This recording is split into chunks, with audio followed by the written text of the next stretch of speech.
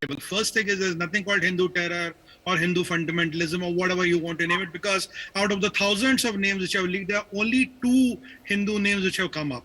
So that thing is out of the table. I will call it as a, an error or whatever, because even Sigma 6 is 99.9% accurate. So that's point number 1. Point number 2 is, now can we still say that terrorism has no religion? Can we still say that, it's an unemployment problem, it's a problem where the government is not doing enough development? Now, this is all Islamic terror. Let's face it. I mean, Islam as a religion is okay, but when the political use of Islam is Islamization, and the moment you start propagating violence in the name of Islam, that is Islamic terror. And all these organizations, if you look at what is the block on which they are sitting, is Islamic terror. So these organizations, let them be Lashkar-e-Toiba, Jaish-e-Mohammed, or ISIS-K, Taliban, whatever names you want to give them, what is common in them? Jihad.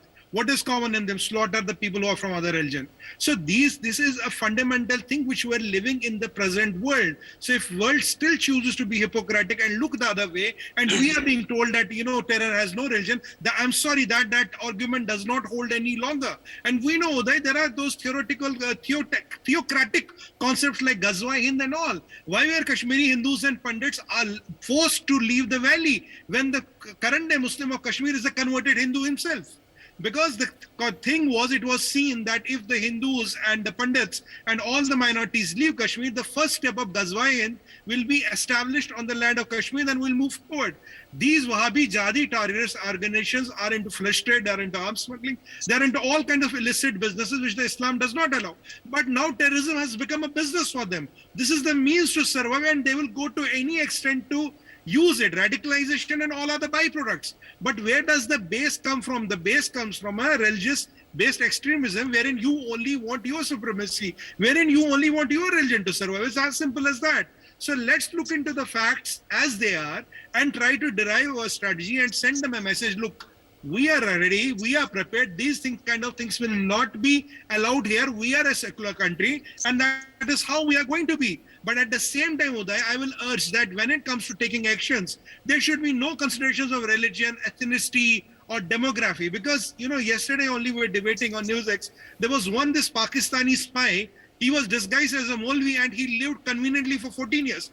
Can you tell me, didn't anybody jiski wo proximity mein tha, didn't they doubt him? Didn't they suspect him? How can a person, an ISI spy, live in India 14 years on ground without local support? How is that possible? If we close our eyes, such things will become more and more rare. And especially now Pakistan is bankrupt. They don't have money. Taliban do not have money. Low cost, high intensity war is what they will look at.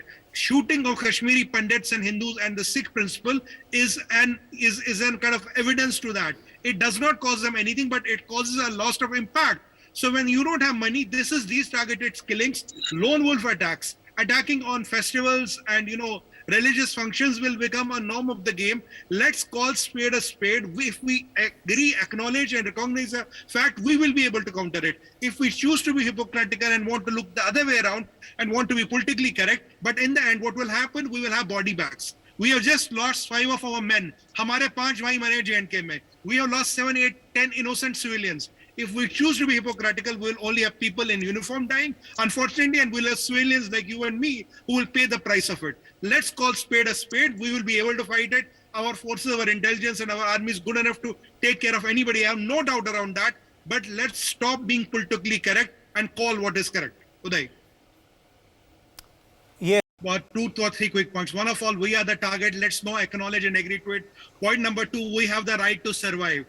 The people who are threatening us with a gun, answer to a gun is a bigger, better gun and a person who can shoot much better. And third, if Israel with a small country can survive with Hezbollah and all the nefarious characters around it, we are a much bigger country and have a much mountain of a chance. But let's call spade a spade and send them a message.